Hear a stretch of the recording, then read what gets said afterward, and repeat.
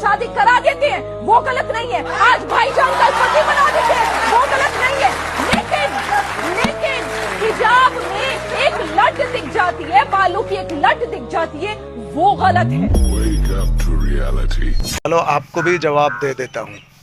حرمت علیکم امہاتکم وبناتکم واخواتکم وعماتکم وخالاتکم وبنات الاخ وبنات الاخت وأمهاتكم اللاتي أرضعنكم وأخواتكم من الرضاعة وأمهات نسائكم وربائبكم اللاتي في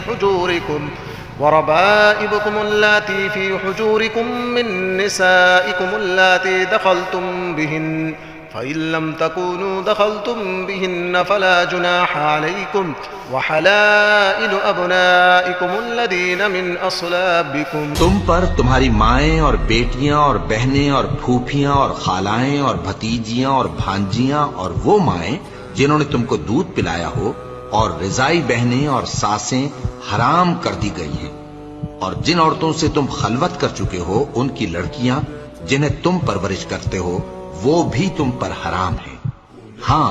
اگر ان کے ساتھ تم نے خلوت نہ کی ہو تو ان کی لڑکیوں کے ساتھ نکاح کر لینے میں تم پر کچھ گناہ نہیں، اور تمہارے صلبی بیٹوں کی عورتیں بھی اور دو بہنوں کا اکٹھا کرنا بھی حرام ہے، مگر جو ہو چکا سو ہو چکا، بے شک اللہ بخشنے والا ہے، بڑا مہربان ہے۔